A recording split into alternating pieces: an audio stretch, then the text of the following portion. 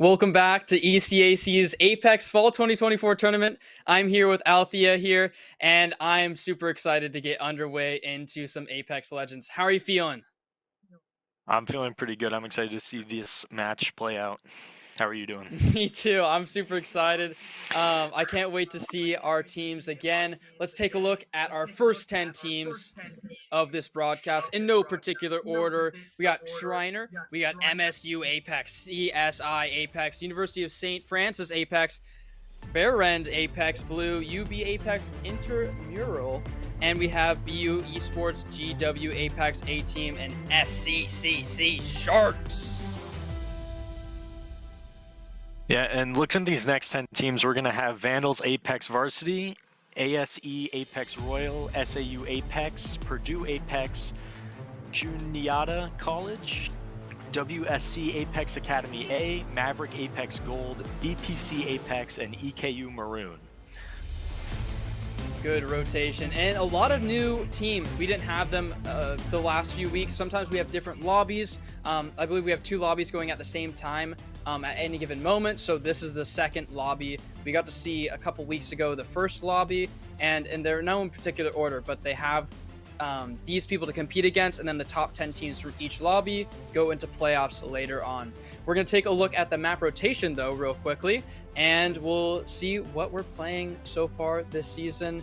And for your guys' heads up, we will be doing 2 maps of World's Edge and then 2 maps of Stormpoint. So there'll be 4 games total, each broadcast you guys see here, and it'll be a lot of action. What is your favorite map, Mr. Althea?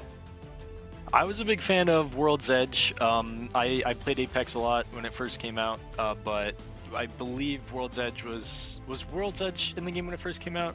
The first one was Kings Canyon, and that was the first map, and it was like that map was, you know, it's ancient history ago to a lot of people that play Apex now, but that was the map, that was the only map that I had back in the day when I played.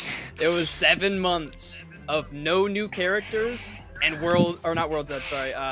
Kings Canyon. That was my experience in the game. Yes, I believe I did get major into it when World's Edge did come out and the characters that came out with that. So I think that is probably my personal favorite. But I know Stormpoint is one of the newer ones as well. So I am looking forward to seeing that as well. Me too.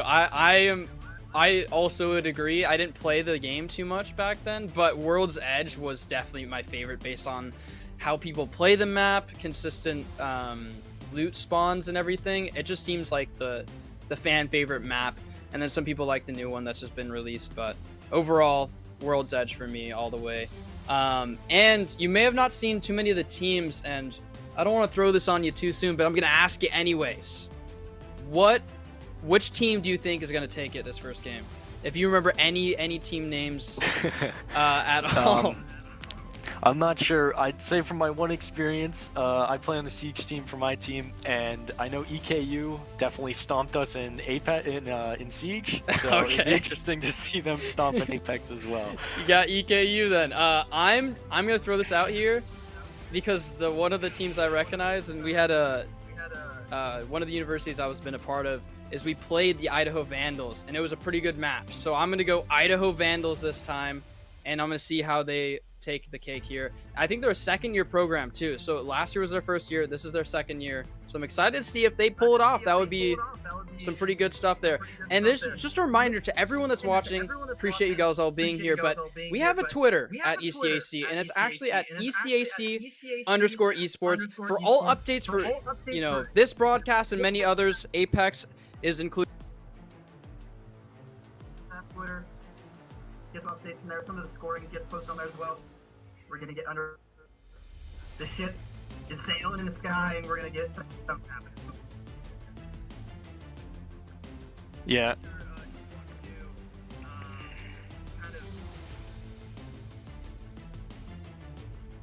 I couldn't exactly hear you there. I'm having a bit of technical issues. Could you repeat that?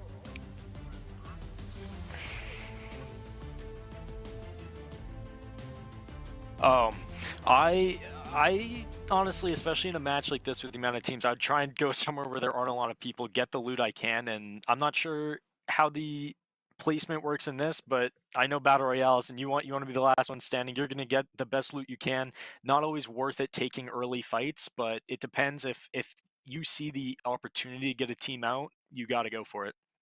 I would agree. And one thing to note, but you can actually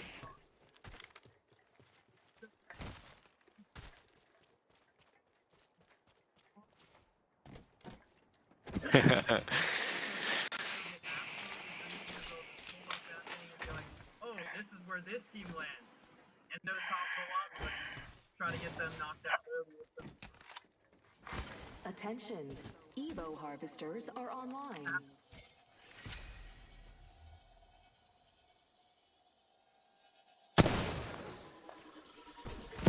Yeah, I mean, it makes sense. In public lobbies, you're going to see a lot of people dropping the big cities, big hot zones where you know the good loot is, and in a competitive setting, you're going to want the best chance for everybody. So in order to get that, you're going to want to spread out, but I can imagine some team getting stuck with a lower loot zone might want to switch that up in the match. Sometimes you get lucky, though. Sometimes people like dropping in that hotspot zone, that little small circle before the rain starts closing in.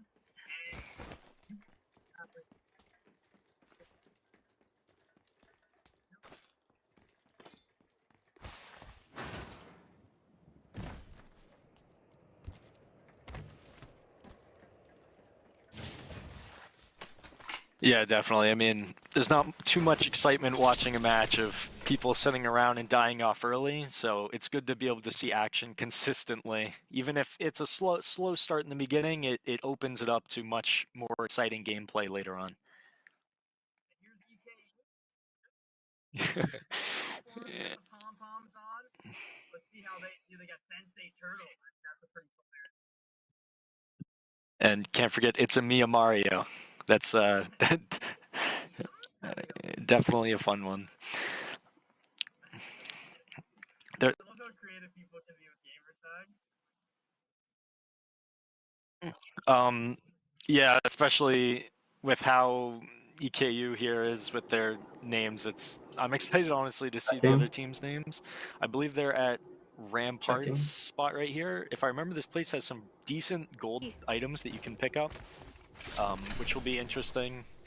Looking at their team comp, kind of matches here with the Rampart, the Pathfinder, Gibraltar, a lot of shields. Yeah, Chase. Yeah, I mean, it's a lot of loot patterns that are, you know, figured out by now for these big players, right? They've been practicing with the zone. The last few weeks or so, they've been like, okay, this is where we land. Let's do it in ranked. Let's do it in other scrims. And they just figure out what the pathing that makes the most sense for them is. And it's really cool to see how these guys perfect it, right? It looks like a little engagement happening here. Jug and a few others utilizing some ultimates.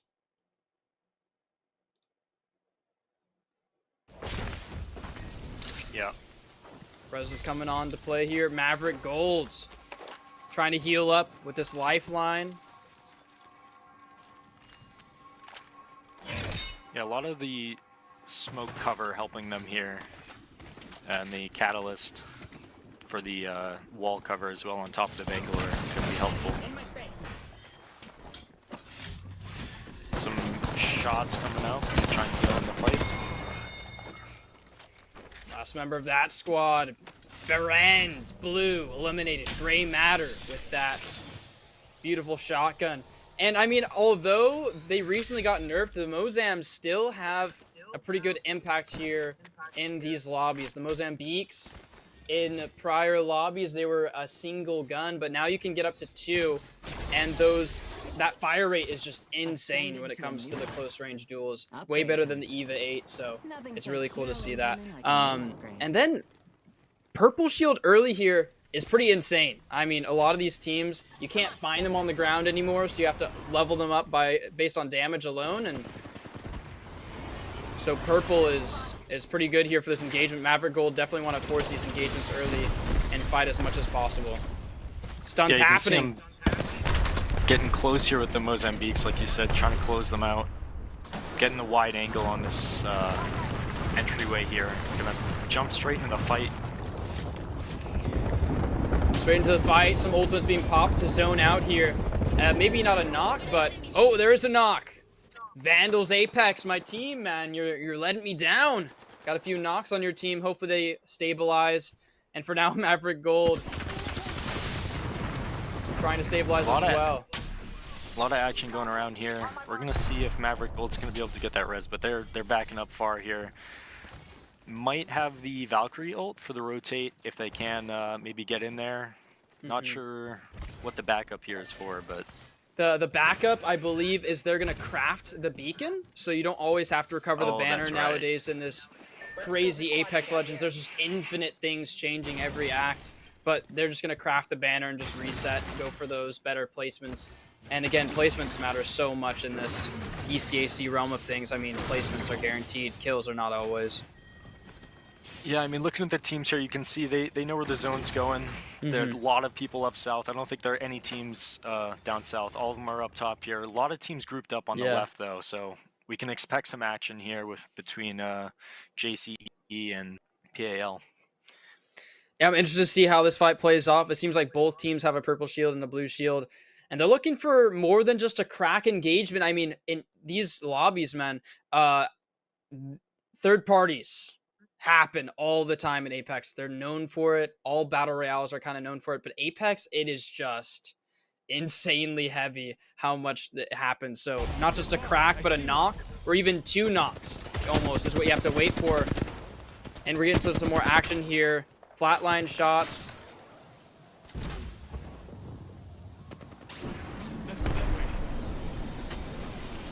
Gonna land above them here and try to do some pick damage. Gonna slide to the right here. Using a drone to scan, maybe some pick shots off on this team on a different angle. Some good damage. A knock. Stealthinators down, not quite out.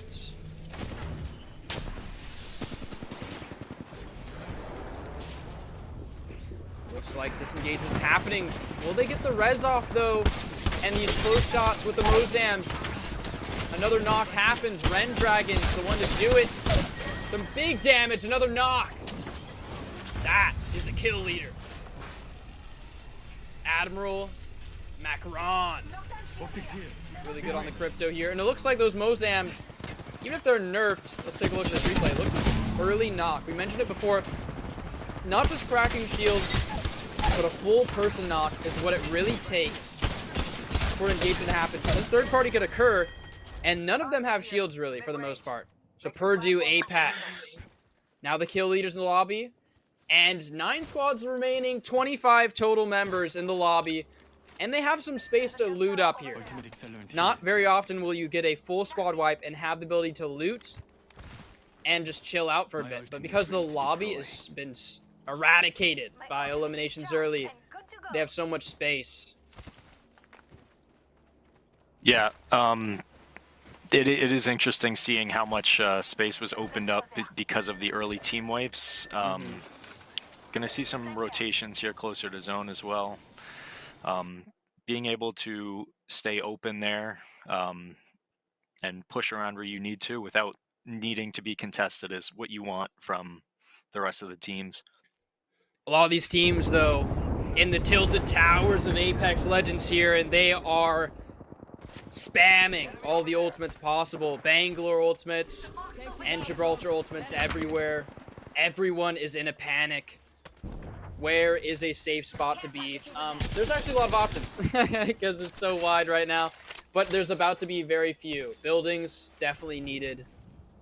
Cover of all sorts needed. What are you doing here if you're in the mid zone here?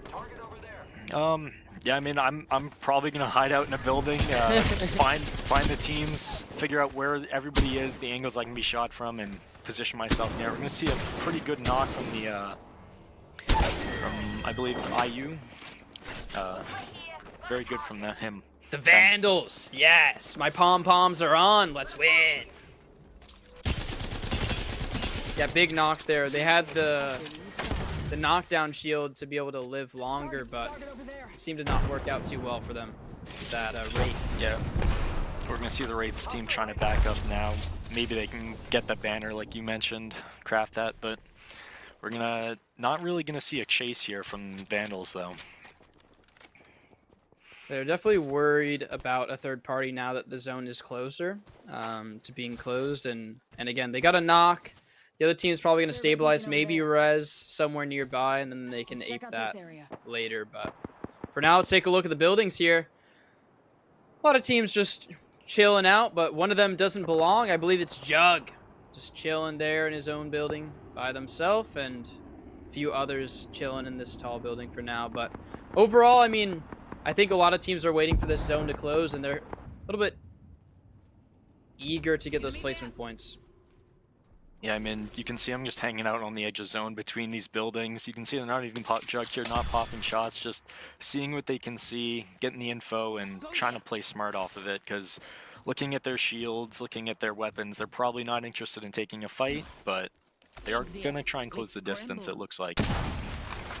Yeah, ASE definitely thinking, I want those purple shields. If they find out we're all blue, they are going to ape us. But it looks like there's a bunch of teams that are on blue shield right now. Even though PAL up there with 2 reds and a purple, I mean, they're sitting pretty. If they saw these teams, blues, fighting each other, there might be a reason to get involved here. Jug, though, trying to get some info on where these members are.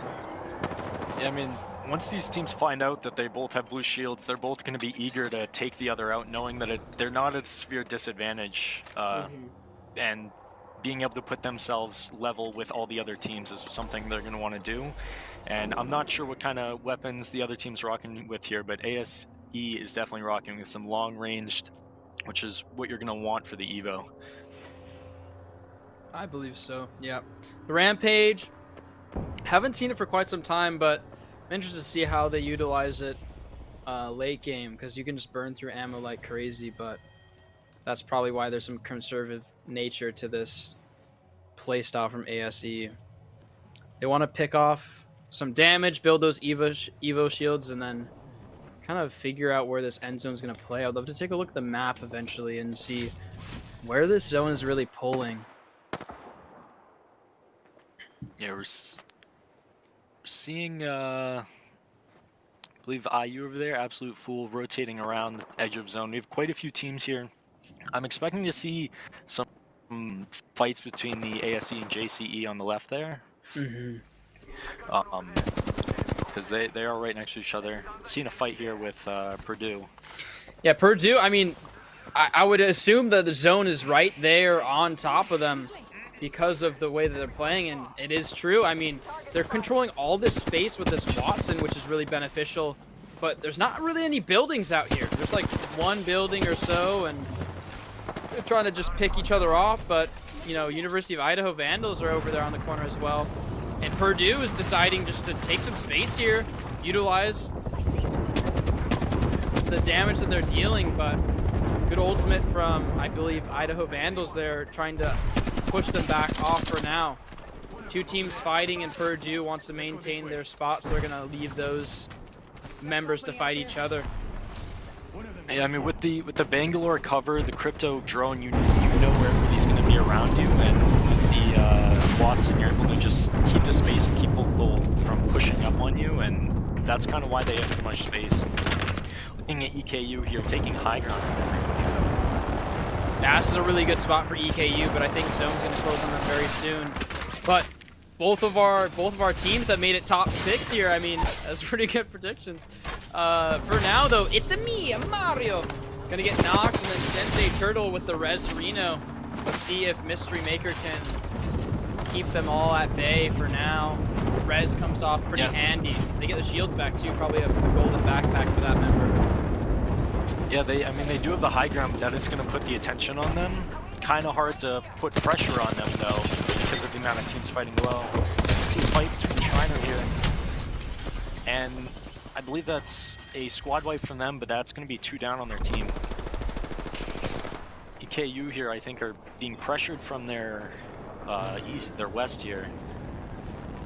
Going to be popping some shots. The Echo ult, or Crypto ult, be pushing in on that. No one knows Sun in this corner. He's surrounding them. lot of shots went out. Playing between the shield, the Mozambiques.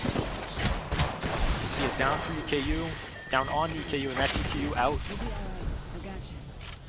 Golden backpack giving shields back to Ren Dragon here, which will be really good to deny that third party. And I mean, Purdue just took that crypto ultimate, ran with it, got some good damage overall. Self-res Looks like this might be utilized. the end of the match. Purdue. There we go, win for Purdue. Fantastic finish from Purdue. They took that engagement so strong with just one ultimate from crypto, and then they led into an end zone where there was a self-res, there was somebody else on the ground, and then somebody else that was trying to res them as well. I think it was doing the top-off method where it's like you self-res until your last 2 seconds or whatever, and then you just pop the res on them, and it works out pretty well. But that time, not utilized too well. What'd you see? I mean, yeah, at the very end, we see EKU get pressured, taken out, and then Purdue is just really up at the end of that fight, and they're able to rush down on that team. I don't know why. I believe at the start of that, we saw them down, and I believe it must have been because of the ring pushing them in that they were still down for that long, and they took so long to recover. That or there was just a fight going on we didn't see, but it was definitely a hard win to take, but they got it. Yeah, I mean, Purdue, they won their fight with everyone being pretty good on shields. They didn't really need to sustain. And then the other fight, it was 2 people knocked and one person at like literally 1 HP. So it was two squads fighting each other at the same time. So 4 squads remaining at that point. But then one fight was quick and one fight was slow, and that is why they ended up not working out that well. Let's take a look at the replays though and see how kind of some of those things came along the entire lobby all the way through. Hemlock kill. Yeah, we're gonna see. I didn't know the Mozambique wheel. Definitely interesting to see in these close quarters engagements. They're still pretty strong now. They were nerfed recently in like a recent patch, but I don't know if either this lobby is playing on an older patch or just the nerf wasn't a nerf enough. Like they're just so strong. They're just still really, really good at close range, but the damage is so good close range. You see this 34, 54, and then just it stacks super well. And then how many bullets in the shotgun is insane. A reoccurring theme you'll see between each of these players is they're always running the long range like rifle or sniper, and then switching straight to the shotgun as well for the close range. Either Mozambique or the EVA or something similar. And here we're gonna see the final team, I believe, just rushing down on them when they're already down on their feet. Yeah. And the Moza win. Yeah, Mozambique's long range. Who would have thought? Not me until today. So I'm excited to see how this next lobby plays out. But Purdue took it away. Really good showing from them overall. I mean, we saw them consistently doing a good job, and they were the PAL in the lobby. If you guys see them in the future, PAL, that is all Purdue, and they did a good job. Every engagement was kind of on their own thought process, on their own power and control, and so they worked out, and they did a great job. I mean, they control the lobby for the most part. Yeah, I mean, we did see a lot of them. I believe they were the team with the Watts and everything, holding that great high ground and everything with the crypto as well. Just being able to know where the teams are, information, especially in a game like this, is crucial. Knowing what fights you should take, whether you're going to get flanked or not, and especially as well with the crypto, being able to take the engagement like they did on EKU, put them at a disadvantage where they're grouped up, and just execute and win. And that was so much damage that's just guaranteed from the ultimate. And I was so surprised that the other 2 teams in the lobby didn't think to, gang up on that team that was getting ulted, but instead they were so preoccupied with each other. And that worked out so well with them, like Purdue having 4 squads left in the lobby and both teams fought each other. But if there was an odd number at all, both of those teams were probably cooked to a third party. So very interesting to see how that 2v2 worked out in the end. But fantastic showing both teams, all the teams. Yes, definitely. Really, definitely a great first match. Yeah. And congratulations to Purdue on the win. One thing that I was very excited about, though, is that both Yer and I my guess was they were both in top 6. That was really happy for me. And then one thing I hope for this lobby though, and it kind of transitions each Apex lobby, is if they know they're playing 4 games, like the first game they'll either come out really, really hot and go for kills, and then the second game they kind of reassess. They're like, okay, placements are really important for a lot of the teams that end up in the bottom 10. And then, you know, the next lobby, it's like, oh, they're coming out hot again, like let's go for eliminations early, we got a good placement match. And so it kind of like reoccurs in that way. Since this first match was like high eliminations, squads were wiped early, I feel like this next one will probably be a little bit more loaded with longer team fights, more disengagements, play life, things like that. And so hopefully we'll see that in the next game. But what are your thoughts? Yeah, I wouldn't be surprised if we saw a much more congested final circle. Many more teams, like you said, playing more passively. These teams that got wiped out early said, all right, we're going to try and play more passively. We're going to try and at least get to the end game. And like you said, I think that is likely something we're going to see here in this game. Are we still on are we going to the Storm Point? We are still on World's Edge. We'll be doing 2 World's Edge and then 2 Storm Point, and then we'll be doing that consistently throughout this Apex ECAC Fall 2024 tournament. And so it'll be the 2-2 as how we play it, and it'll be typically in that order as well. So it'll be World's Edge again. They'll kind of get their bearings if they go for placements and things like that. And then next map, I feel like it'll be a full reset. They'll be like, okay, new map, new me, or whatever it is, you know, and then they'll kind of figure it out from there.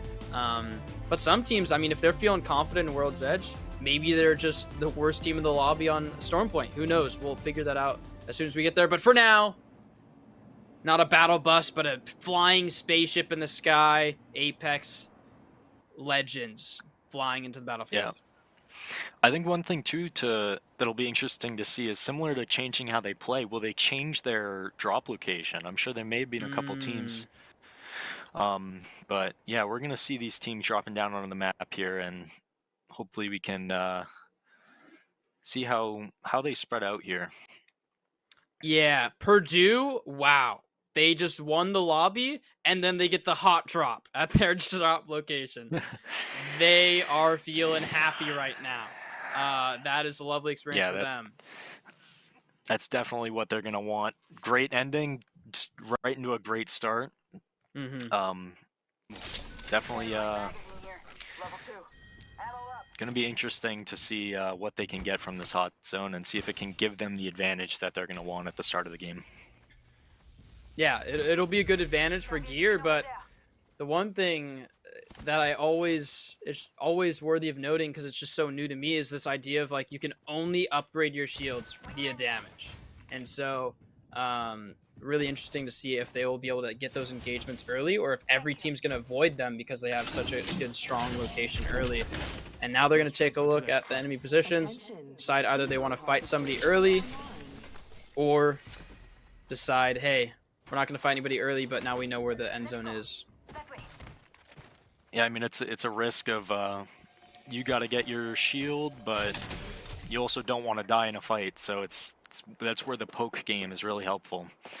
Looking at Bulldog here alone, I believe this is where he was last time as well, keeping the drop. Good on them being able to play 1v3 in the guaranteed lobby that everyone they're going to be fighting is 3 people. So Bulldog, respect to you. I think I have a lot of endurance, but I think the stake they're biting into might be a tire. It's going to be a lot to chew. And so hopefully they still figure it out. Maybe get some good placements. Maybe 1v3. Be like, it's Timmy, man. You can just do anything your heart desires.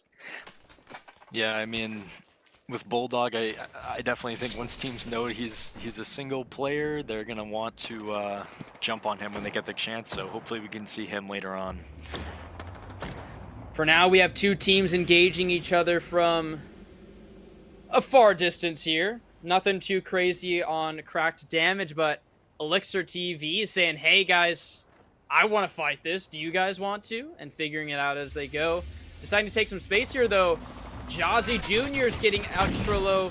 Elixir TV is getting extra low. Both teams have a member on the weaker side, but will they utilize the ability and still pressure in, or heal until everyone's stable again? Yeah, it's definitely interesting. You saw that Elixir got the good poke, started running at them, and got sprayed right back down, being forced back. And we're going to see a lot of healing, though, from BU, which will definitely help them. They're going to have the low ground, but they're going to get the shot onto the Bangalore. I wouldn't be surprised if one of these teams falls soon. I agree, and I mean, nobody has quite that much healing early on, so if they get good cracks early, they'll eventually run out of healing. This isn't late rotations kind of ordeal, so you got to really figure it out. And 2 members have been lost from BU. Now it's just Studio chilling out here. Will they be able to get a res? I don't think so. 3v1 Studios alone. Lil Sharky, Jazzy, all out carnage this time. That's going to be BU falling. Sure. They're going to take a fight that they probably shouldn't have. They got the early pokes, but KSB was able to build their momentum back up, get the picks they needed, and execute and take them out. Yeah, really good on them. Well, let's take a look at this again. BU really just in a full panic. Watson trying to set up trips, trying to go for no scope. Good damage overall, but then falls. Thank you to our replay team. And by the way, just a heads up for those that are watching, all of our replays are brought to you by, the best gamer supplement out there. Sorry, I'm forgetting the name right now, but we'll get back to that. Advanced.gg. Advanced.gg, yes. As soon as you said it, I mean, what else would you use out there? Yeah. Gonna see a quick down from Vandals here. We saw some pretty good action from them at the start of the last game, so definitely can see them keeping momentum up in the second match. Pinging the rest of the team, it looks like, and hopefully we can see if they can get the other 2. Gonna see the rotating. Let's take a look at the map where all the teams are here. Yeah, looks like some pick shots happening from Much more Vandals Apex, but I mean, it's another end zone that's up north. So all these teams that are landing south, I mean, I feel like people are just going to stop landing south at this point because there's so many teams that are just realizing north is the way that the cookie's crumbling. But overall, Bulldog still chilling. Lone Wolf Bulldog out here vibing out in the server. Yeah, you see a lot of teams playing on the edge of zone, a lot of them together here in that city, and I wouldn't be surprised if we're getting in the middle of the game here. We're probably going to see a lot of teams starting to fall. Yeah, I mean, 9 squads remaining yet again. And one thing to note for those that are watching, I believe this is a lobby of 18 teams. So although normally it's a 20-person lobby, in this instance, we're at half the squad. So it's not like it's a crazy end game where it's like possible to have 20 squads left remaining. It'll be most likely within that 10 or 12 range on a really, really good end zone, and then 9 will be pretty much the average because there's only 18 total people in the lobby, or teams in the lobby. Yeah, decreased players, but hopefully we can see just as much action, really.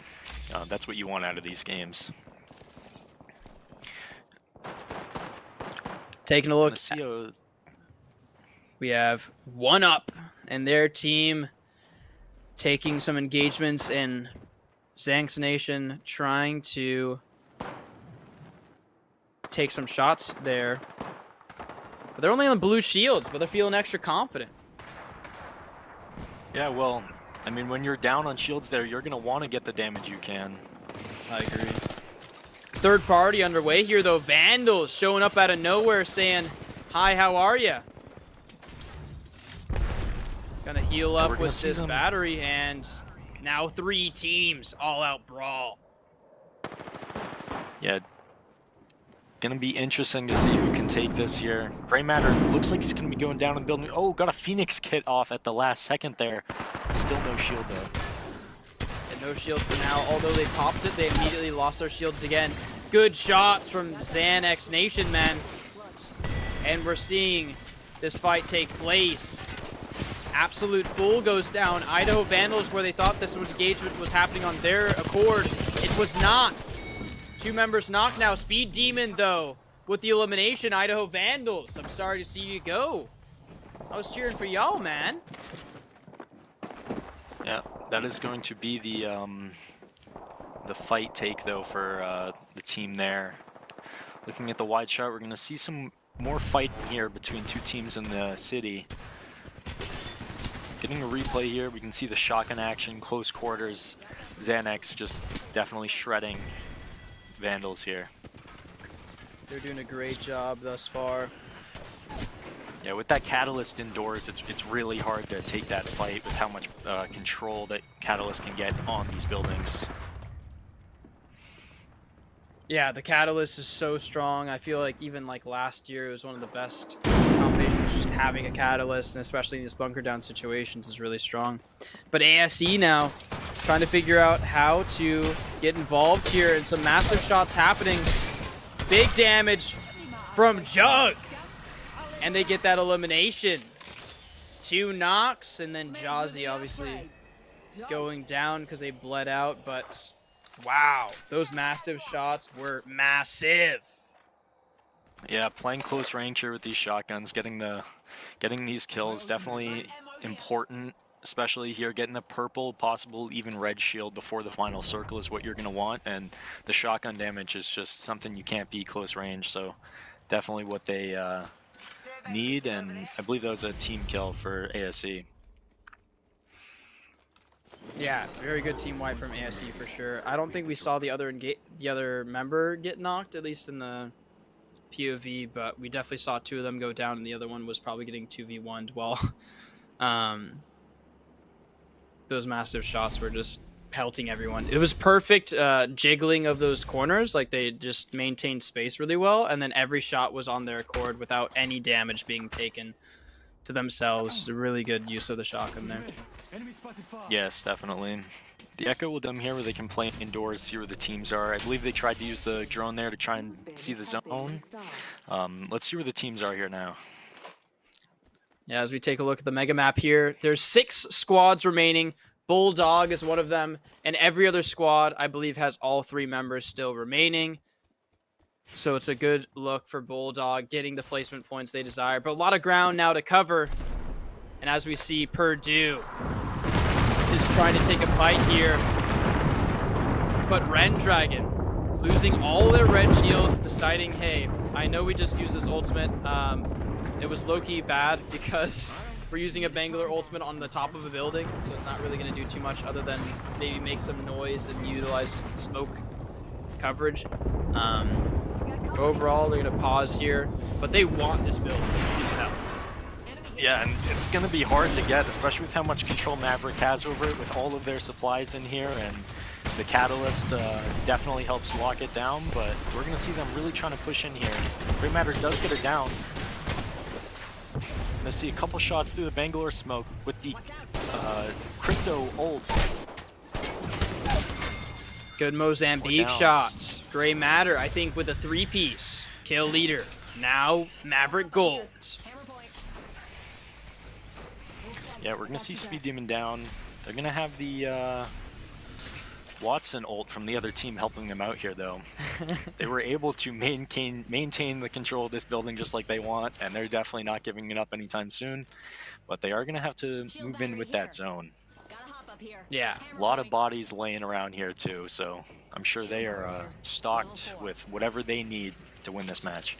And that's where we see that limit pressure, or limit contesting there from Purdue, right? They won last lobby. They're feeling pretty comfortable now.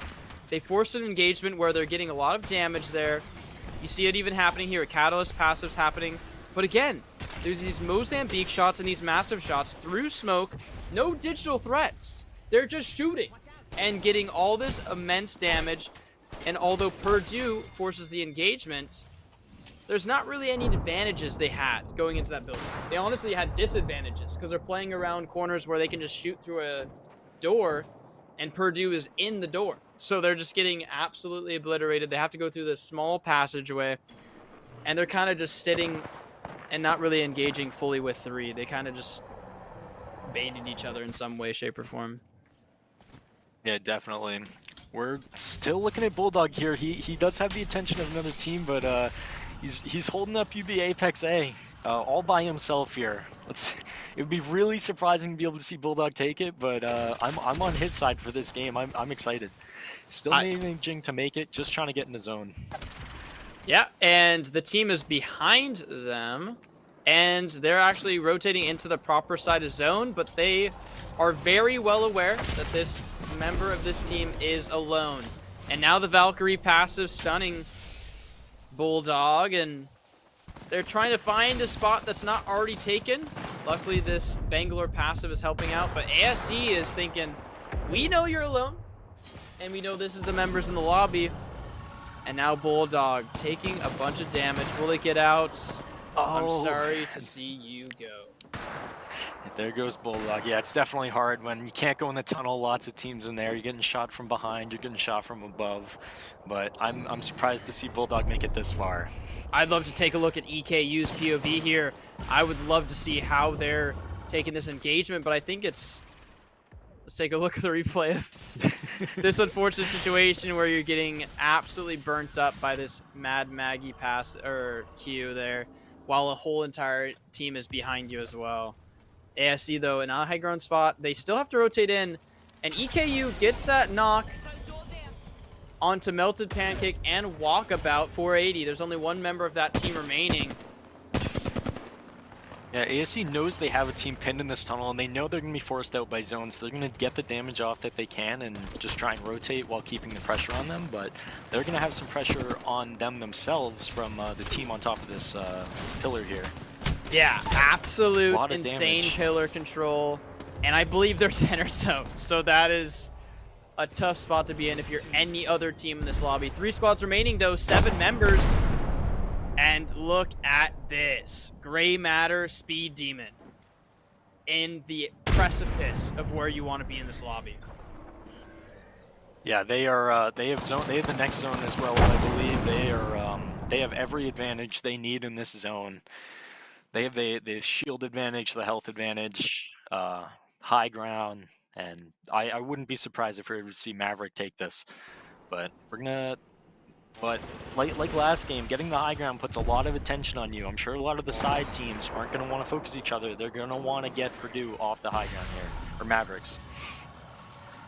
Maggie Q there coming to place, focusing them to the right side, but still behind the pillar nonetheless. And we have this other member of the team, another team in the lobby, just one member, chilling, hoping these engagements happen. And it's something similar to what we saw last map, right? There's one engagement, both members of that team are knocked, there's one member remaining, and they're 1 HP. That would be a dream for Rui. Yeah, I mean, the best thing you can do there is just let these last 2 teams fight it out and hop in for the third party. With the Catalyst Bangalore, they're going to need the cover. They're going to get the cover they need, especially too. But I believe looking at ASE's team, they're not going to have as much map control, especially where they have the Bangalore Crypto. That gives info, gives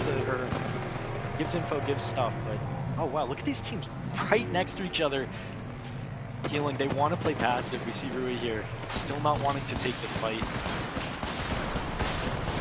Red Shield in a dream. Uses the Newcastle ultimate. And Rui's still alive. Chilling underneath everyone. But the damage coming into way here. Catalyst passive trying to get something to happen there. And now it's the last member of the squad remaining. 1 HP in a dream. And it might turn into a nightmare here soon with this Mastiff showing up into play. And that's Maverick Gold. Not even worried, not even unfazed. Just sitting at high ground, picking off every member they can as they go along. Just in the perfect spot the entire time. Yeah, I mean, that's really not much of a surprising win with their position there. They had a perfect zone on their high ground, forcing all other teams around them, barely any cover, and they had the perfect team comp to just play from the top and get what they needed to get the win. Yeah, if they didn't win that lobby, I would have been, on a coach side of things, I would have been very disappointed that they somehow threw away that game. But they didn't. They won. So good job on them. Let's take a look at the replays, though, from the lobby and see how everything added up. Studio again in the 1v3 panic mode. No scope into the Mozams. Say how are ya to the lobby. And then Maverick Gold again. These absolute insane shotgun shots through the door. Yeah, I mean, through this match, we see Maverick just doing an amazing job of, they know the spaces they want, they take the space, and they hold it, and they do an incredible job of that. You see the other team here trying to push into them and take it, but it just did not help. Overall, just a fantastic showing from a lot of these teams, and again, nobody's a crazy contender yet. There's nobody I'm like, okay, they're gonna dominate the lobby. Everyone just, enjoy second place or below. It's just a good competition so far. Maverick Gold did a really good job controlling this entire lobby, and then last game it was the Purdue. They did a really good job controlling the entire lobby and just creating how they want to play and having everyone adhere to it. So good job overall from all these teams. Let's take a quick break here, and we'll be right back with you.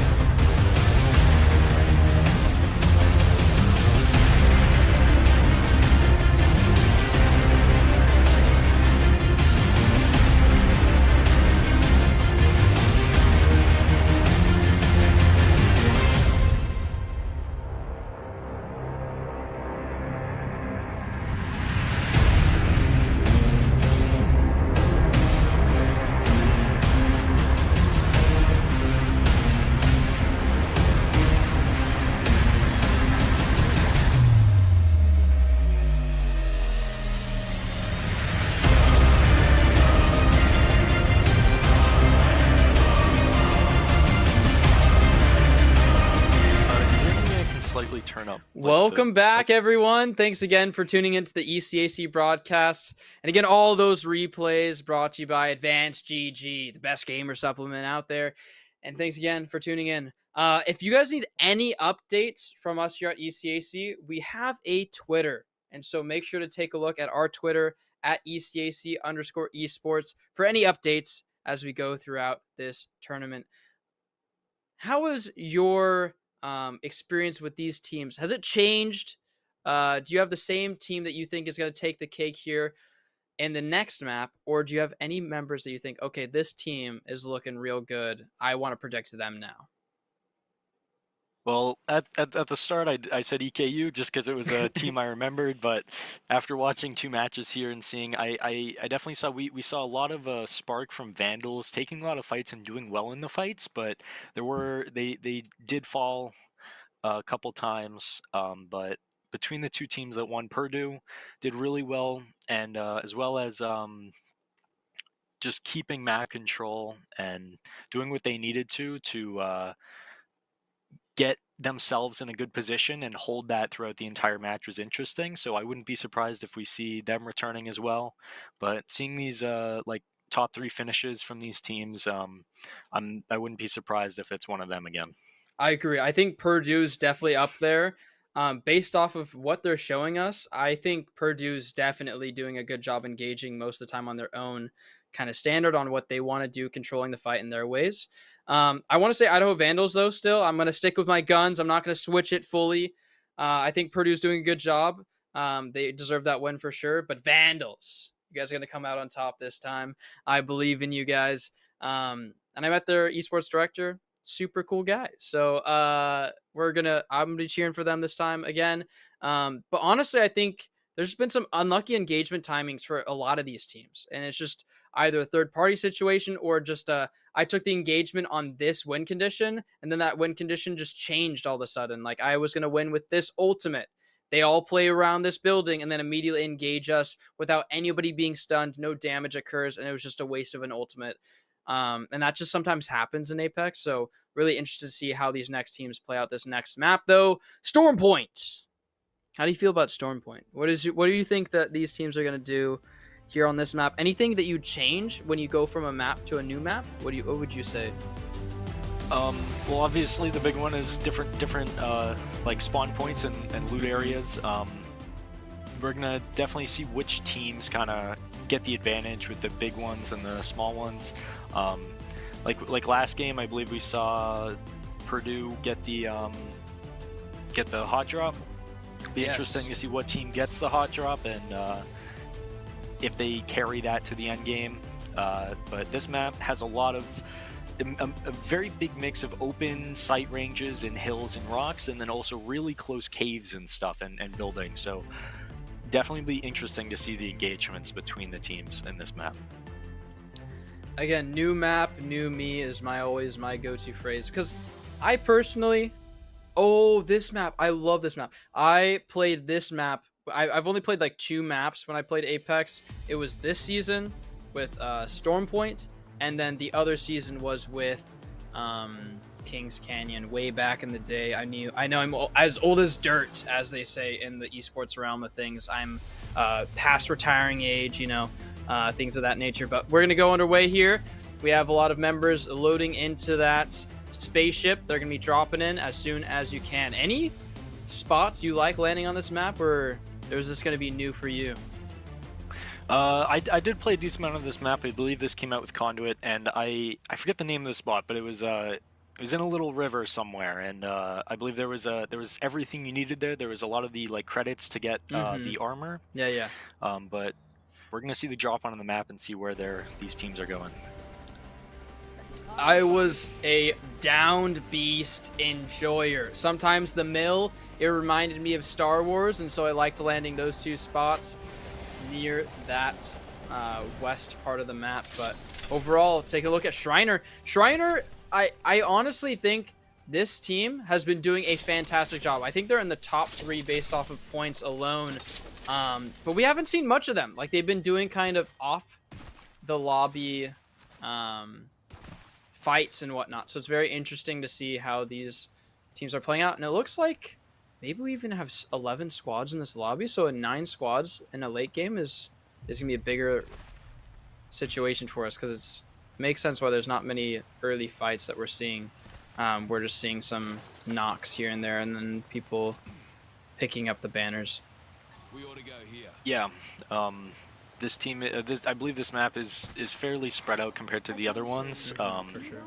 So it'll be interesting seeing how early these fights go. We're going to see an early rotate from Shriner, likely into another team very quick. We're going to see lots of downs already. A team out. Maverick immediately picking up from their win, getting a squad wipe, or a team wipe at least. A team kill. Grey Matter is going to be down, but plenty of meds to go with it, and Maverick is going to keep the fight up. Pressure on. Looks like a similar team comp as well. The Valkyrie is going to be important for the rotations. Yeah, definitely a Valkyrie heavy map. I have not seen very many times that there's not a Valk on a team when they play Storm Point. It looks like a fight taking place at the mill. EKU taking on Idaho Vandals. Literally both of our picks happening at this mill, and looks like I have to say it, with a chip on my shoulder. Let's go, Vandals! Yeah, and that's EKU down. Definitely a tough early fall in a game like this, but hopefully next map they'll be able to last longer. And one thing, I've seen so many teams fight at this mill. Everyone egos it. No one will leave. They will just keep fighting the same team at the start for this loot, and then they'll rotate, you know, after the engagement. But not many teams will give up the mill. They will just be like, okay, this time we're gonna all land at this side, and we're gonna fight this team with at least a little bit better loot. You know, that's what most teams do that I've seen in the past. Teams I've played on, teams I've just spectated over the years. It's just an ego mill fight, so I can't wait to see maybe EKU and Vandals do that again next map. Yeah, one thing interesting to point out on the map is we still do have Bulldog alone on the side of the map, but we have a fight breaking out here. We're gonna cut to. Not sure what two teams these are. Oh, this is actually Maverick, winners of our last match. Down on shields, healing up though. Purple shields already, so they are gonna be up now into these grays. Speed Demon, speed running the shield there, yeah. Already at purple, that's insane. It looks like they're gonna back up. So yeah, we're seeing Mavericks here and Shriner, both two teams. I know you said you were interested in Shriner. Maybe later we'll be able to catch these teams fighting again, but it looks like Maverick is, they know they're a little down, so they're gonna back up. Yeah, really good job from both those teams recognizing an early fight here is not going to be very beneficial. They've kind of all figured out that the lobbies are better to go for placements than to just take an engagement early. But overall, I mean, those are two of our top teams right there, right? Maverick taking a victory and then getting consistent elimination and placement points, and then Shriner as well doing a really good job with placement points and then also some eliminations early. But nothing crazy out of the placements, it seems, from Shriner. It's just the occasional 4th or 5th, which at that point is probably just the 50% of the lobby, right? Because there's 11 total teams. Purdue taking an engagement here, though. JCE, it's Bill. Lol, lol. You can laugh out loud as you're now a box. Yeah, just got there at the end of the fight, but that is going to be a pretty good kill for Purdue. Looks like they're going to shield up. Yeah, full squad elimination for Purdue there. 3 eliminations early is going to be a really good situation to be in. Now, 7 squads remaining, 19 total, and again, Bulldog. Yeah, on the east side of the screen as always, but getting consistent placement points, I mean, they're going to do a better job than some of these teams by forcing the engagements. In a 1v3, you know you can't be taking the fight, so the best thing you can do is go for placement and hop on any kind of leftover loot or possible teams.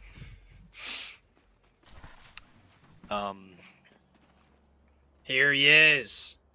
Here they are. Bulldog, the legend of the lobby, the winner of our hearts, sliding down a hill.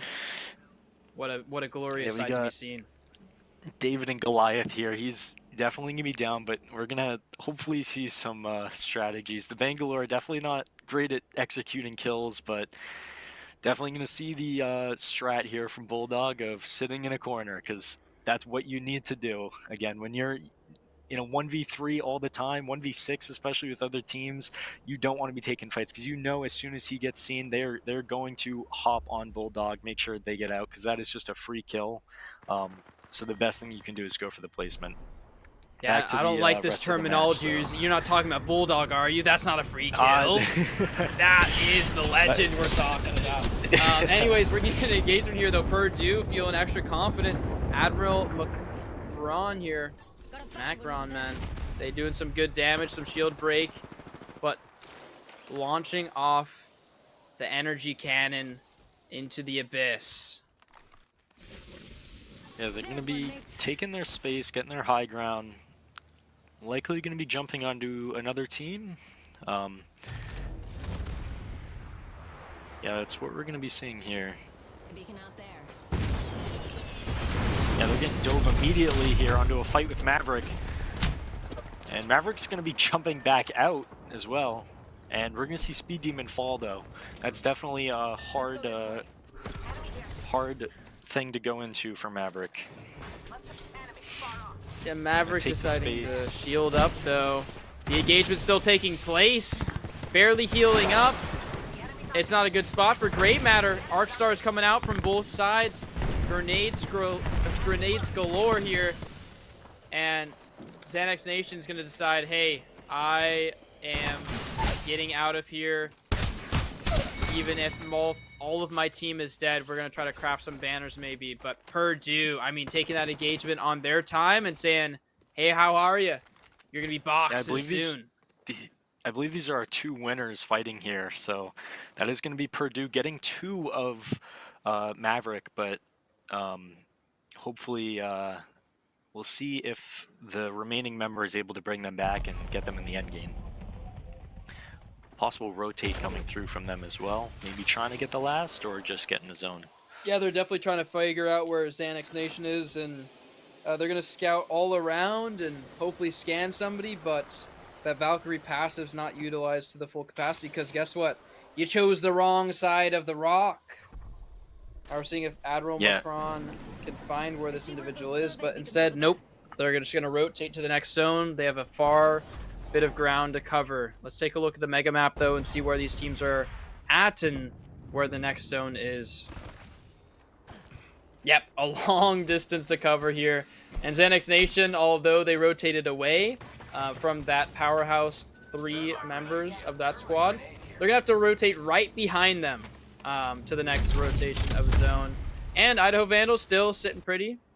They were in zone since probably 2009. They've been in the same zone because they just ended up being in that lucky spot. Yeah, lingering here, we're going to see 2 teams trying to fight for the map control of this hot zone. Possible 3-way fight here as well. From the high ground, I doubt they even know this team is inside the building. Fool might run straight into it.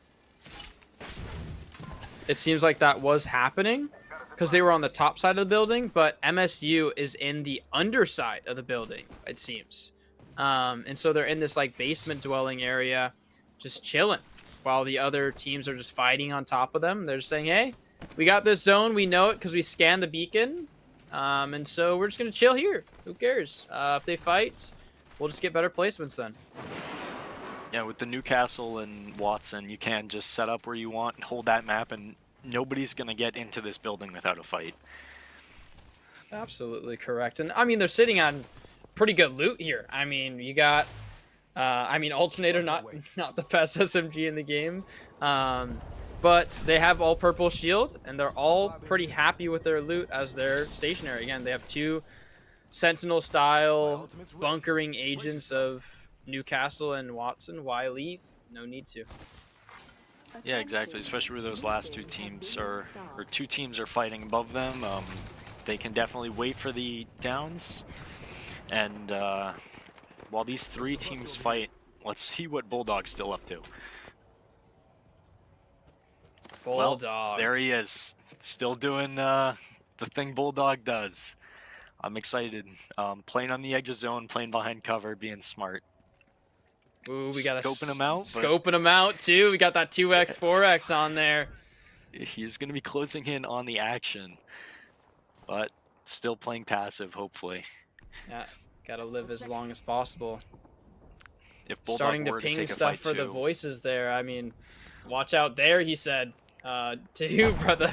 To you, man. Yeah, making sure he's making those callouts. It is interesting seeing Bulldog play passive because we do know if he were to take a fight, it would just end the game instantly. Everybody would be taken out way too quick. Yeah, we wouldn't get a Bulldog, show. man. He's so humble, that guy. I mean, you just like chilling. You know, if you take any engagement, you'll 1v9. So let's let everyone breathe for a little bit. It's a good idea. Yeah, definitely giving others the chance to play. And cutting back to more fights here, we're going to see the high ground from Purdue with 18 walking down with Catalyst and building on their right.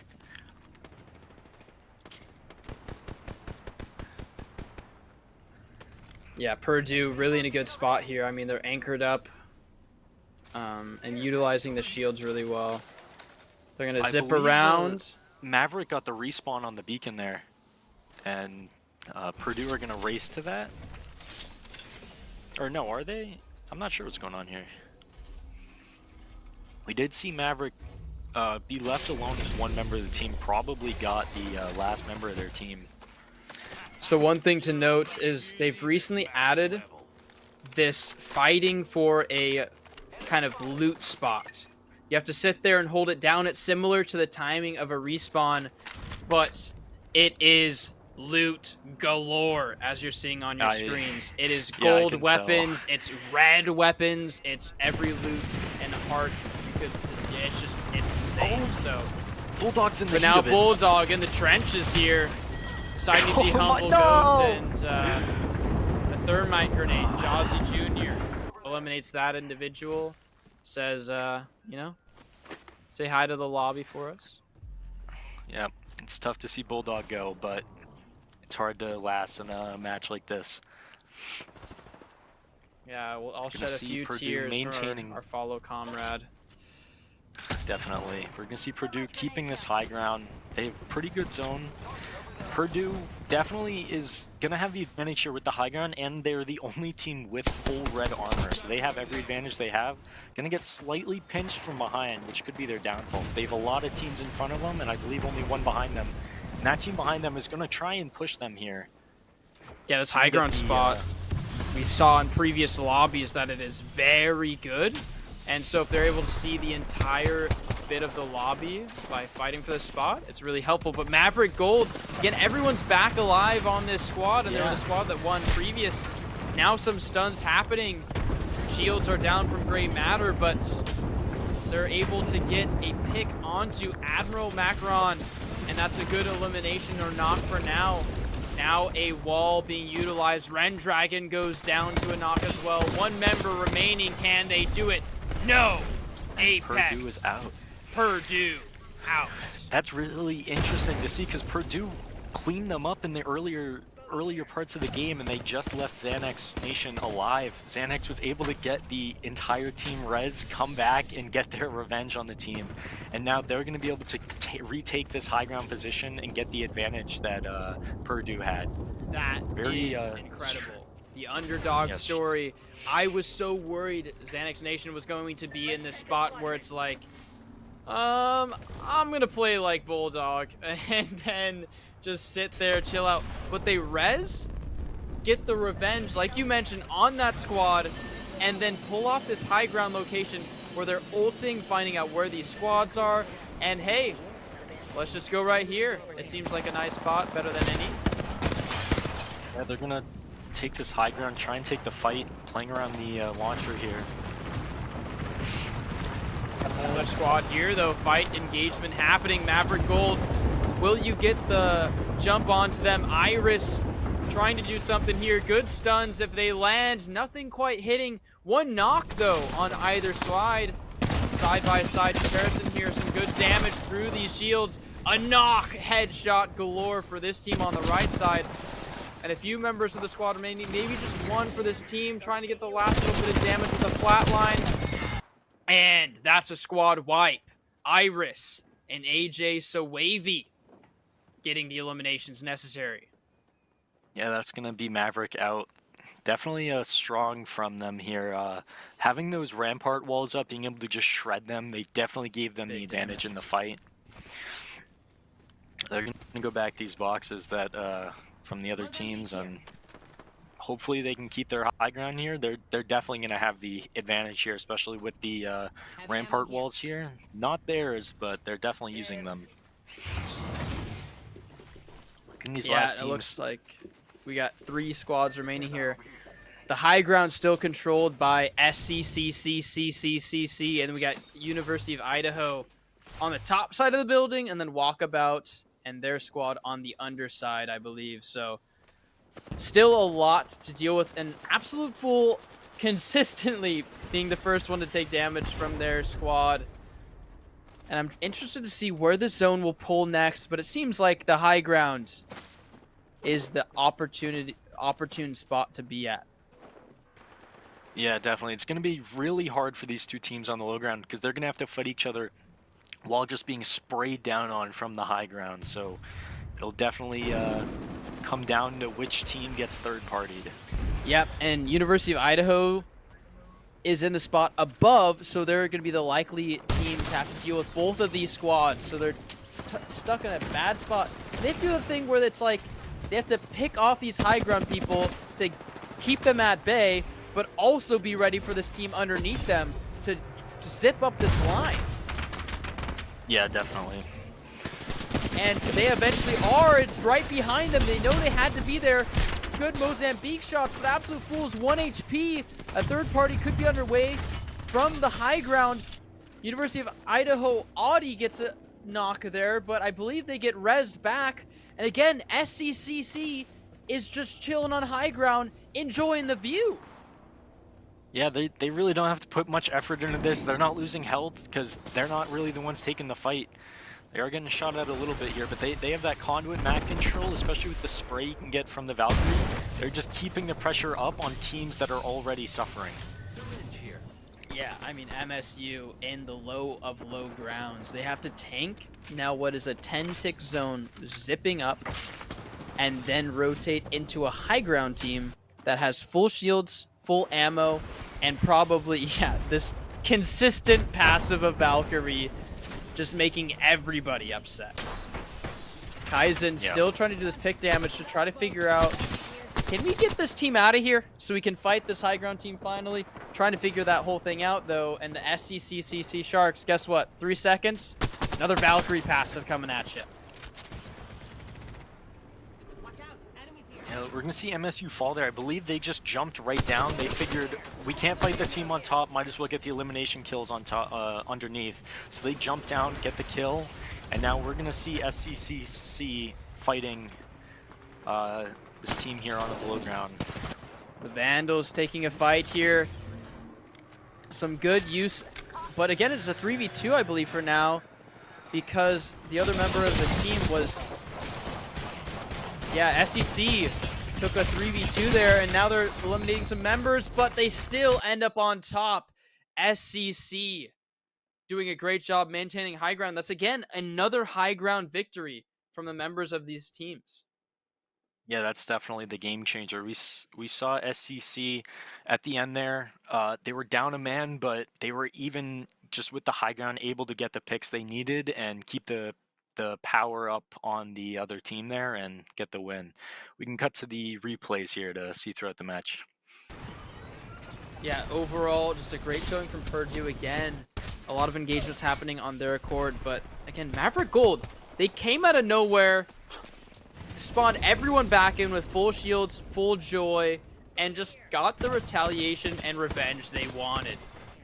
The perfect story, but coming to an end, though, with these absolute beams through this wall, working out in the favor of SCCC. And then they got to maintain high ground. We talked about how this spot was the precipice of the match, and we saw infinite teams recognizing that and fighting for it. Maverick Gold being one of them. This time, they won the previous engagement. This time, losing the engagement. Trying to keep alive, but I mean, 3 members versus you and half your health gone. It's not looking too good for you there, Maverick Gold. But overall, still a good showing near the end after losing so many people early. And then SCC Sharks, again, high grounds, owned by them. And then a beautiful utilization of the Rampage, I believe, weapon there. And again, all the teams doing such a good job fighting for high ground. And then the Vandals, although they won the engagement on low ground, they took damage to Storm. They didn't have full shields the entire time they were engaging. They got 1 knock, but then they couldn't stabilize because they were low ground getting shot down, and engagement happening on the high ground accord. So it's just all these things laying out and then not working in their favor. But Idaho Vandals, good job. I was cheering for you all along in second place. We'll take that. We'll take that. Yes, they definitely got very far in that. I definitely didn't even think they would be able to get up to the high ground. I didn't think so That's either. impressive to begin with. When I saw the cut to the high ground and I saw that SCC was at the disadvantage, I was pretty surprised. But I mean, I guess it's hard to give that up even when you are put in the down, that high ground and stuff, they still are able to win the fight. Yeah, I thought SEC almost threw. I was like, how are they down a member and their high ground? I'm pretty sure one of their members jumped down onto the low ground to do the low ground warrior thing and get as much damage as possible and then leave it to the rest of the team. So overall, great third map. Let's take a look at the standings and see how all these teams are stacking up thus far. For the bottom 10 teams, we have BPC Apex, WSC Apex Academy A, SAU Apex, GW Apex A Team, University of St. Francis, CSI Apex, Berend Apex Blue, and VU Esports. Yeah, I mean, not surprising. We didn't see too many of these teams active, and that reflects, but looking at the top 10, we're going to see Juniata College, UB Apex Intramural A, EKU Maroon, ASE Apex Royal, MSU Apex, SCCC Sharks Apex, Shriner Apex, Vandals Apex Varsity, Maverick Apex Gold, and Purdue Apex. Really good showing from all those teams. Again, Shriner we don't typically see very often. SCC Sharks getting that victory, Vandals not quite a victory, but consistently placing really well, and then Purdue taking a victory, and then the other team as well, Maroon, I believe, forgetting that team. But yeah, overall good showing from all these teams. Now we are on the last map. This is match number 4 and the final match of our stream and broadcast today. But overall, a lot of good showing from all these teams. And just a heads up, for all those replays you guys just saw, it is brought to you by Advanced GG, the best gamer supplement out there. Go ahead and try it out. I personally prefer the caffeine, the tea extract versions versus their gamer supplement specific drink, but it's good for you guys to all try out there.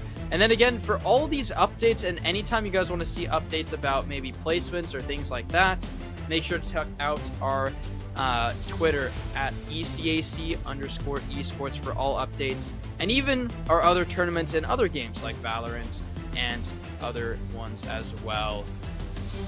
Make sure to follow it out. How are you feeling about these teams now? What would you do if you're some of those bottom 10 teams trying to figure out how to play into these lobbies on map number 4? Well, it's definitely hard to see what the teams are doing because you can't exactly spectate a lot, but looking just at how their placement is you look, they have these high shields, they're taking these fights and they're winning them, and that's just maybe something you want to try and do. Is you can play passive and you can try and play for placement, but these teams aren't in the top 5 because of their placements. They're in the top 5 because they're able to wipe out all the rest. So we're gonna see if these lower bracket teams are able to get on the come up here. Oh, I'm so sorry. My prediction wasn't valid here. University of Idaho, this time, because they won against the previous team, they are not contested at mill, and I'm so sorry to see it. But this time, ASE getting an engagement here early. I'd like to take a look at this engagement near Cascade Falls, if we could do that. But overall, a slow lobby thus far. Again, not too many teams. But we're gonna start with Bulldog. We do have Bulldog Chilling here, alone by himself. I believe there's the team Purdue is in a fight. It's near Cascade. It was ASE and then another team, but Evo harvesters are online. SEC Sharks, we saw them do a good job in the last lobby, ended up taking the metaphorical cake. And here is Iris, Stealthinator, and AJ So Wavy. Yeah, they're gonna have the replicator here. Definitely an easy way to get their shields up while playing passive. I believe can you still use the replicator to get your shield up? I don't believe so anymore. Oh, well, never mind then, but they are going to be able to, I believe this is the ring console, so that'll give them the advantage on the high ground again. Fairly spread out, but getting the loot. Weapon supply bin way over there. What are your thoughts on how you think this team will perform again. Do you think they'll be able to live up to what they did last game? I think so, because from what I've seen in our chat, a lot of enthusiasm for this team. And so SEC Sharks, hopefully they put it together, because, you're not just disappointing Mom, Pop, and others at home. You're disappointing the chat, and that's the worst thing you can do in your life, apparently. So hopefully they, bring it together, maybe another victory, or at least some high elimination games, make somebody happy here. Yeah, definitely. Looking like just running around here, the teams are very spread out, definitely low pace. I'm interested to see the kind of zone that will close, and if it will be on a sort of high ground oriented ring, because like that last one was severely, like you said, the center of that was that high ground and so much cover, and having those teams really pushed up against that fence with the high ground definitely put the advantage on SCC. And so I am expecting third game in probably a lot more fights for the high ground prior to the final zone. I hope so too. And again, I think every single lobby so far, whoever was the high ground precipice spot, they won the lobby. So if you're any of these bottom teams at this point, it's kind of worth it to just fight for that high ground no matter what. If you lose, you'll maybe get elimination here then. And if you win, then you're almost guaranteed. It's like a high volatile spot, but it's worth it, right? We saw Maverick Gold fight for it. We saw Idaho Vandals at the end fight for it, but really a lot of these teams, Purdue fought for it. So a lot of these big heavy hitters that are in this lobby, I mean, they were consistently fighting for it, and then they either got high placements regardless, or they at least had the ability to win the lobby, which winning is better than losing, So better to try definitely. than to not. It's really hard to give up that high ground, and relating to it is the character, the legends we're seeing picked for it. I'm seeing a lot of the Valkyrie, a lot of the Bangalore, and a lot of the Catalyst. Just being able to get the rotations you need with the Valkyrie, getting the cover you need from the Catalyst and the Bangalore, and then as well as the map control you're able to get is just so much stronger than something like a Lifeline could give you. Yeah, Lifeline. Like, the healing is nice, but that's why you're seeing these teams with this other comp winning, is because they're able to play much more aggressive and take the space they need to give themselves the advantage. I hope we see some teams take a little bit more time on finding better advantages too, because they're getting advantage enough that they're like, okay, I'm not going to get third party as heavily. I know there's 11 squads total in this lobby for the most part, so third party is less likely, but they're not getting enough of an engagement that is beneficial. They're basically engaging while they're sustaining, and they get the sustain or the shields popped before the fight actually occurs. So not only do they need shields to be broken on the enemy team they're trying to fight, but there should be a knock as well. A shield broken, a knock, and the shield is broken on the teammate that's probably trying to revive the other person. Because a lot of the time, if these fights occur and you only have really one advantage, a lot of the time that advantage will be quickly no longer an advantage by the time these engagements occur. There's just so much space to cover, like you mentioned. This is probably the biggest map for them to play on today, or Kins Destiny will in this tournament, so. Yeah, definitely, and it is interesting seeing with this last match how much more passively these teams are playing. I mean, you see the team Purdue right here, they got shot at, and then that team instantly ziplined away and got out. Purdue's definitely going to try and chase him down here. They know that they're definitely able to play more aggressively. Looks like a Bangalore ult is going to come down and try and slow them down, which is going to put this team at a disadvantage when the fight does happen. So we're going to see them closing the distance, tagging somebody white. So they know they have the advantage. They're going to try and keep the pressure up with the Pathfinder zipline. They're going to be able to close the distance, and going to be interesting to see what they're able to do here. Several teams here, actually. See EKU pinching, and then one solo team member here just hiding behind a rock. Oh, there he And is. there it is. Bulldog. He's gonna get the down. It's the He's knock. gonna get the. He's gonna get the knock, but he will fall as well. So this is gonna be a interesting play here. EKU is gonna go for the res. Purdue is gonna go for the res. Let's see what they can do. I think there's just a third squad here. Yeah, no, that wasn't Bulldog. I just assumed I saw a Bangalore in the middle of nowhere.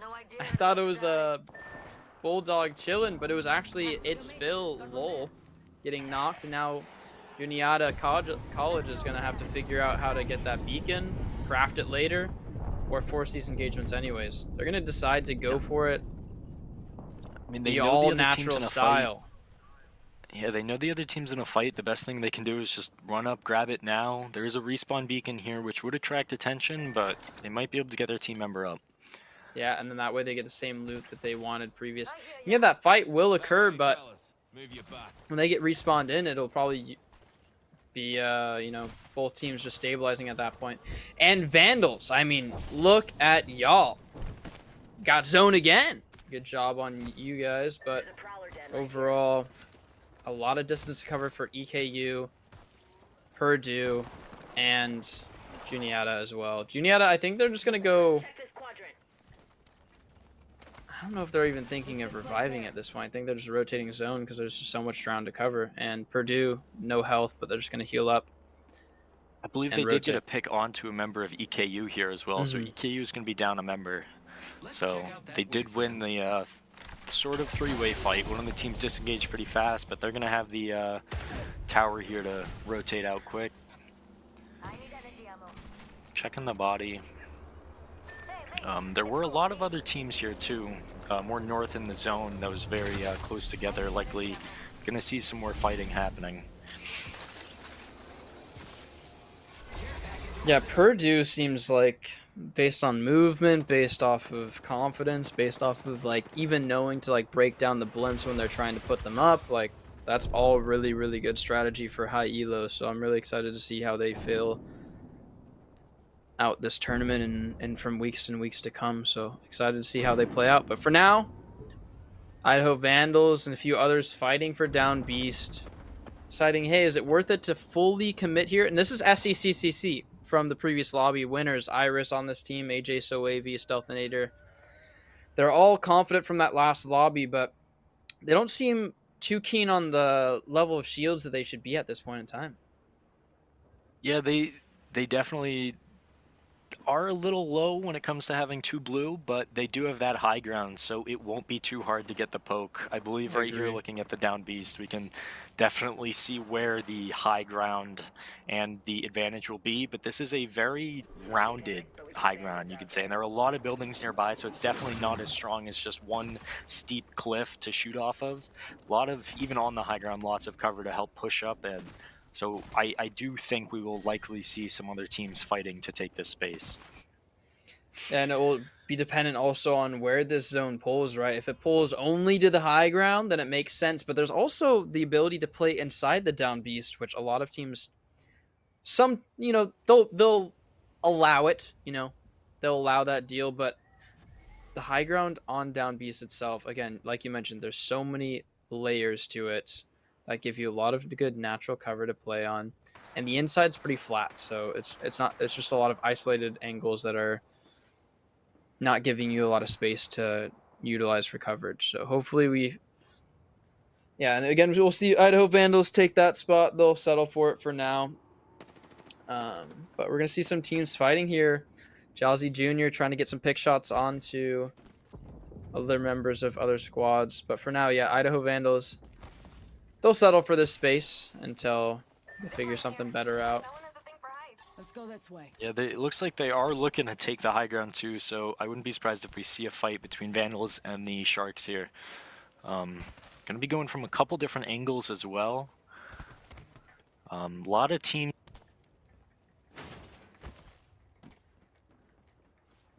shot out. Yeah, a lot of teams here fighting for some space, but again, look at this zone.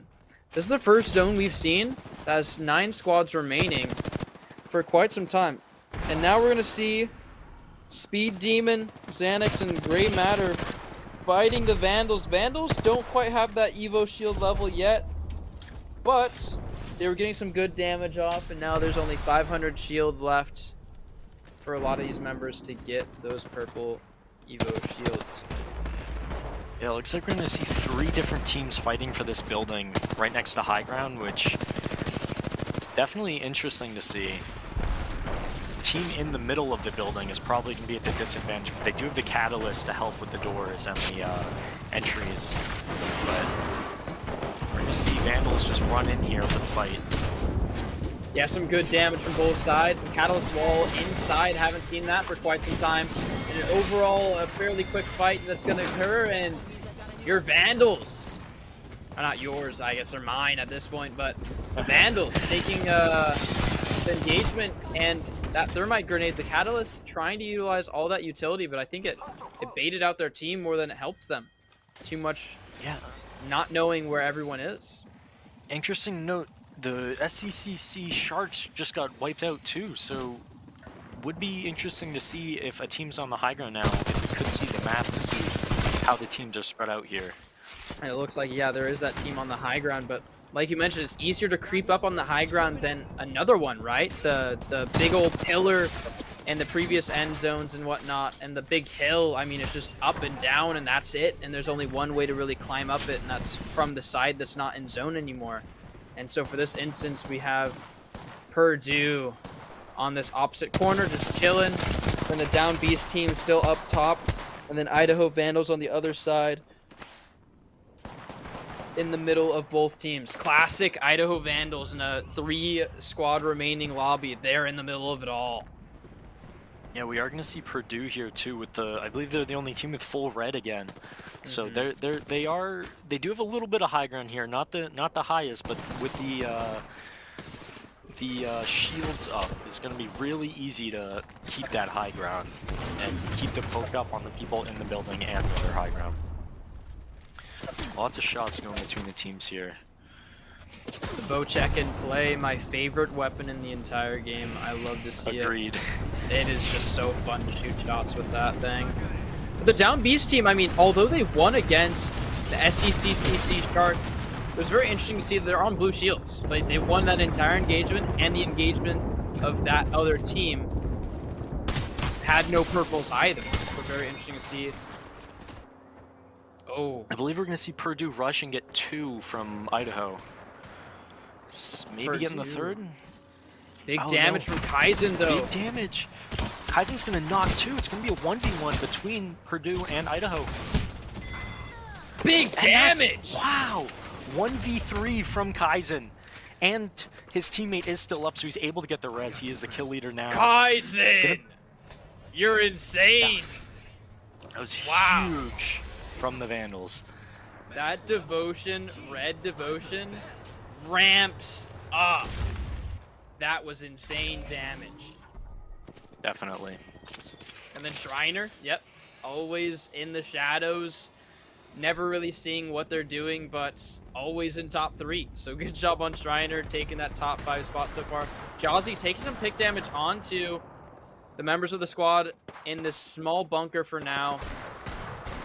Very excited to see how these teams play out. But again, blue in a final 4-team circle, it's not great. It's not great at all. Yeah, they do have the high ground, but it's not going to be too helpful with these blue shields because they are going to get easily poked just a couple bullets and they're going to lose their pressure. And you can see they're going to try and get pushed here, maybe even going underneath. I believe that was a respawn I heard too from one of the other teams, so I'm willing to bet that they're, the Vandals are likely all up. EKU is going to be holding underneath as well. So anybody who wants to avoid that high ground and push underneath are going to have to go through these guys first. With the Rampart holding the entryways, it'll be hard. Big Arc Star, hopefully some damage. Very early bubble from the Gibraltar. I think it's just to maintain space control. But there's a lot of teams playing in this low ground. One team still remaining on the high ground, and then the Vandals, either they're just outside the zone or that they're that team that we just saw throwing an Arc Star at them. MSU looking to throw a blimp down to maybe contest this high ground. They're trying to figure out where they need to place it for this to occur. They found that this is a good spot. Will they drop it down and contest the high ground, or they're going to wait till last second? We shall find out soon enough. This is the team with the bow check, though. Yeah, Vandals got everyone back alive. They're in a great spot now. And with the red shield, too. They're going to try and take underneath, but we're going to see MSU trying to take up top. So 2 different angles from multiple teams here. It'll be interesting to see how it'll play out at the very end. Melted Pancake going up third, baiting up the first member. Probably a last-second call from the Newcastle that they have ultimate. But a third party nonetheless behind. It's the Vandals, I believe. I'm seeing that devotion taking place as well. It's not, though. It's Jazzy Jr. showing up on that blimp as well. Shriner, 1 HP in a dream for a lot of members of this team. The knockdown showing up into place. Good damage overall. They're going to fall a little bit to this lower secondary ground. Battery in hand from Little Sharky. Jazzy Jr. is also trying to get some shields up. There's nowhere to turn, though. They have to maintain this low ground kind of spot, and they just hope they get better placement. 4 squads remaining, though. I'm curious to see who was the squad that got eliminated. I believe it was the Shriner, Shriner team still active here. Vandals I believe it was on the MSU. ultimate of ultimate high grounds. Arc Stars in hands as well. They are in the spot. Yeah, Kaiserman's able to claim another there from this team here, and they're going to have definitely the advantage, but it's going to be interesting, again, to see how it'll play out with the team underneath the Beast and above the Beast.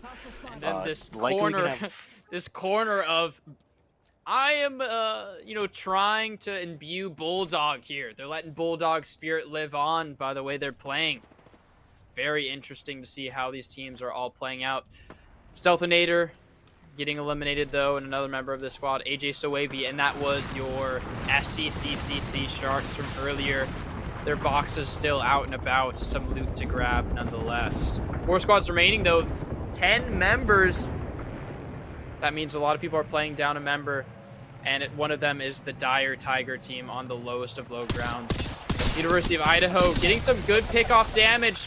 That's a knock onto Phil. Phil always being the first member to get knocked from their team, unfortunately. Good damage, though. They discover this other team. Little Sharky is going to try to have this engagement get a little bit higher in the air. Jazzy gets high up in the air as well. Audi, I believe, gets knocked from the Vandals. Jazzy Jr., last member of their squad, trying to live here. There's only a few members left. The Idaho Vandals deciding to take some engagements here. 2v3, I believe. The low ground warrior team is happy and healthy, and they're in a great spot with these shields doing additional damage. Absolute Fool sitting on the high ground, hoping to rotate last, and hopefully going to do some damage on these people rotating out. Absolute Fool really in a good spot here.